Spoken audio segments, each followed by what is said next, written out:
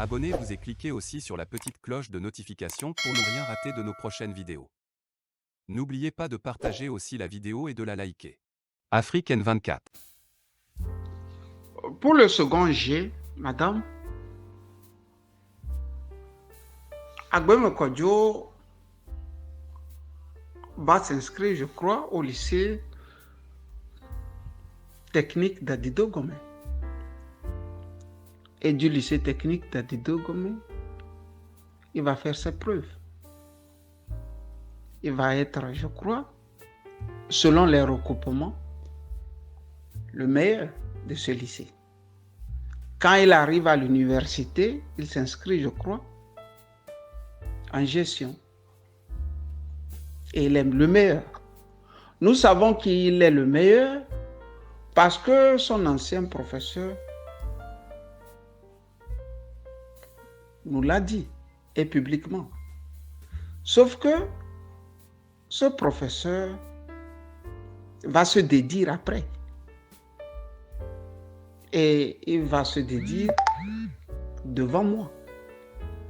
Chose que en journaliste, je n'ai pas gardé pour moi.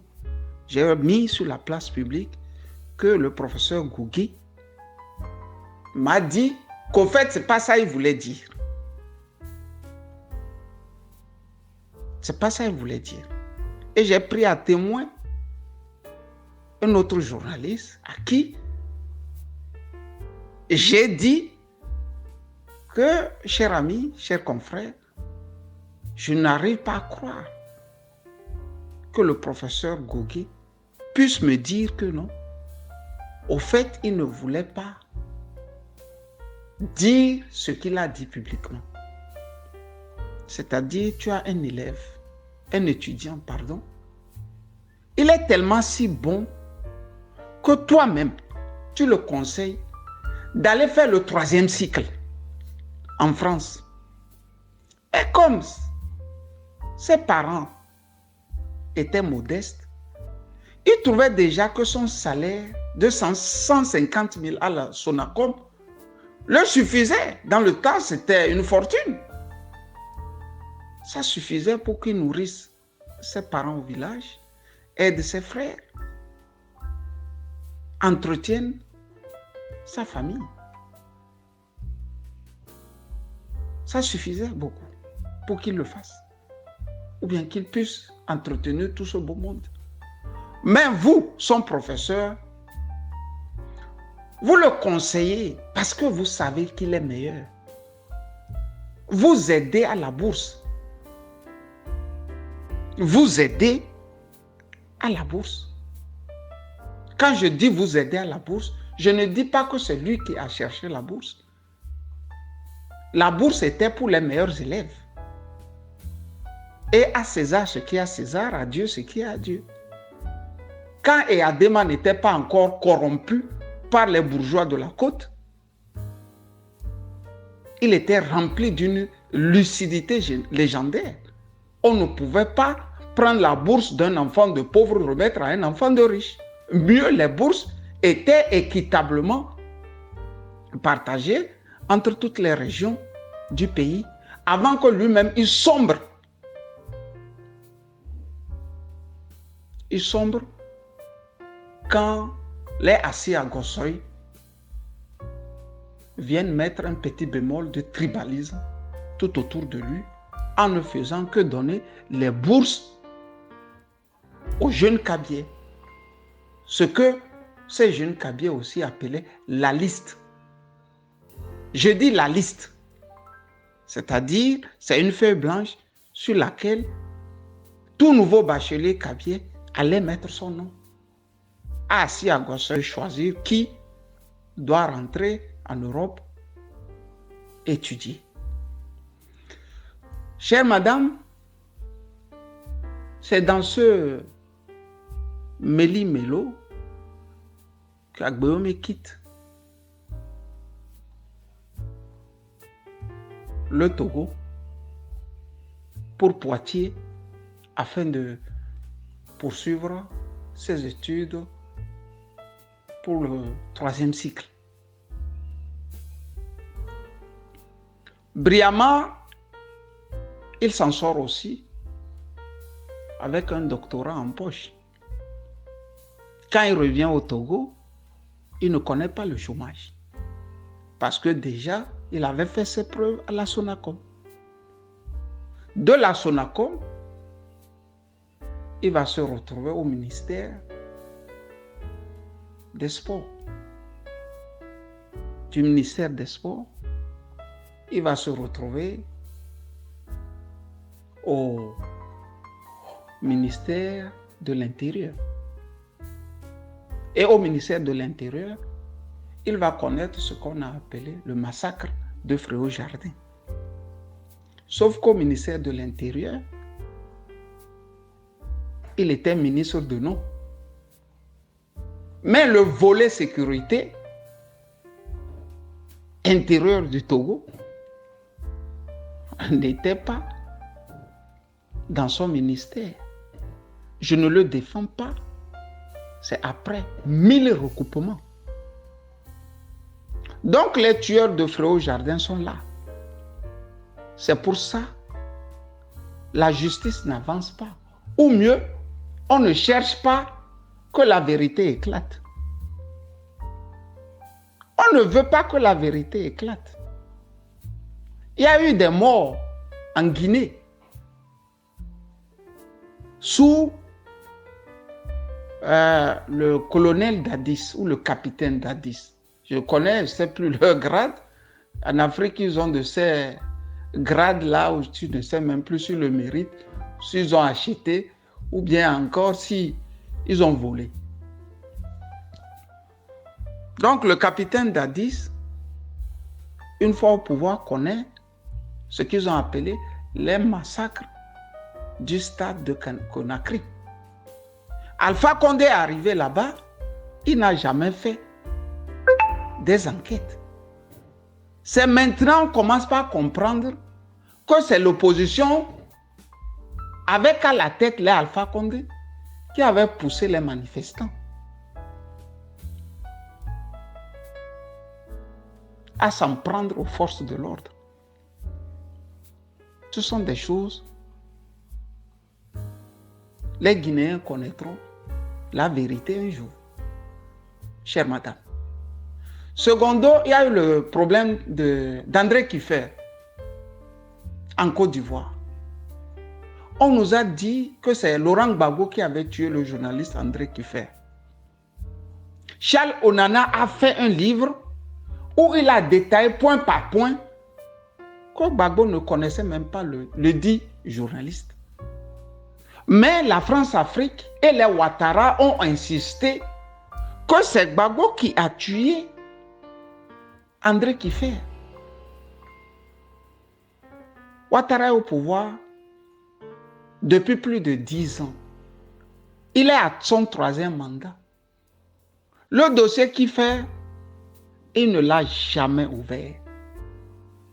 Pour vous dire que là où parfois la vérité se trouve est un peu loin. Et les peuples, surtout les peuples en Afrique, ont ce malin plaisir d'avaler tout ce qu'on leur dit. En ce sens, je peux dire que j'ai mal choisi mon métier. Si j'étais avocat, ce sont les choses sur lesquelles j'allais m'appesantir en Afrique. J'ai voulu vous donner cette parenthèse, ou vous faire cette parenthèse, chère madame, pour vous dire que Fréau-Jardin, nous connaîtrons un jour la vraie vérité. Je prépare les mentalités actuellement pour vous dire pourquoi on envie l'homme. On continue. Agbem Kodjo devient par après Premier ministre et président de l'Assemblée au Togo.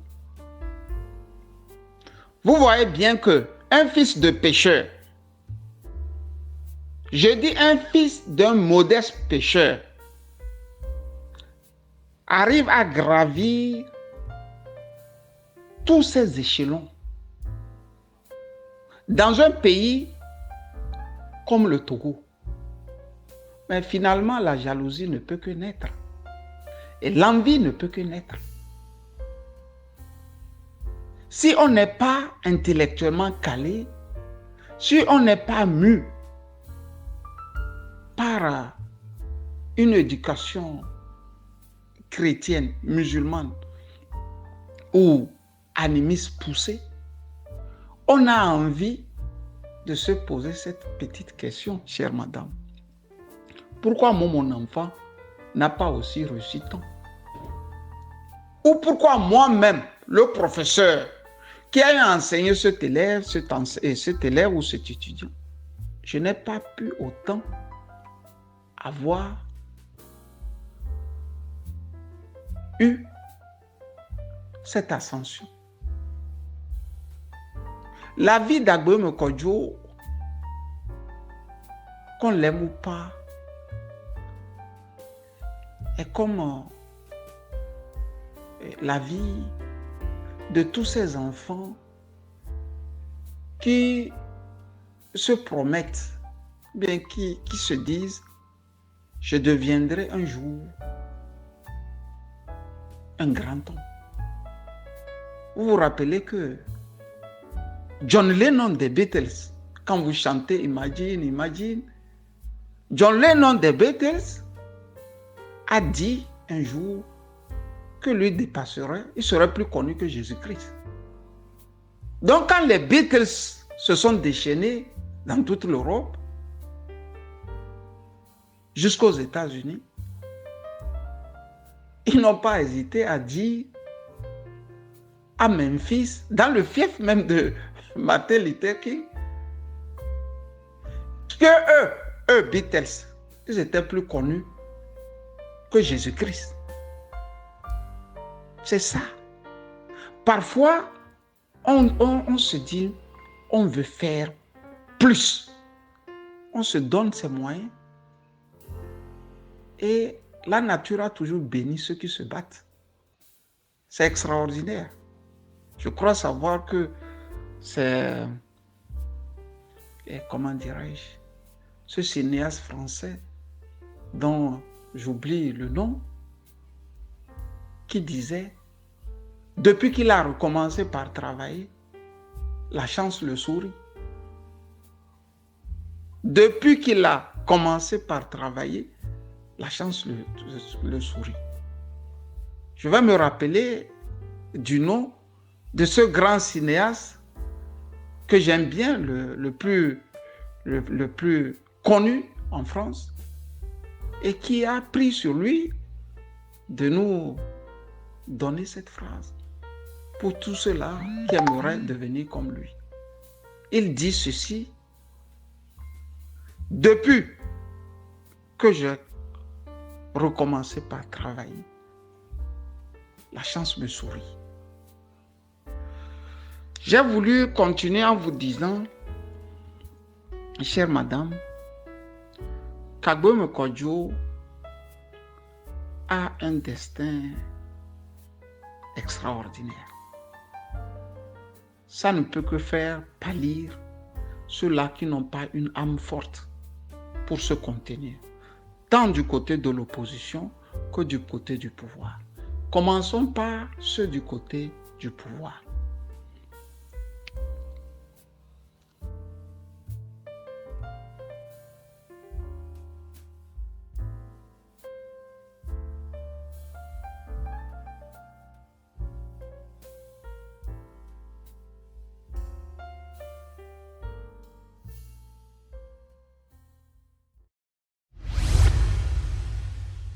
Likez la vidéo si ce n'est pas déjà fait. Laissez aussi votre point de vue en commentaire.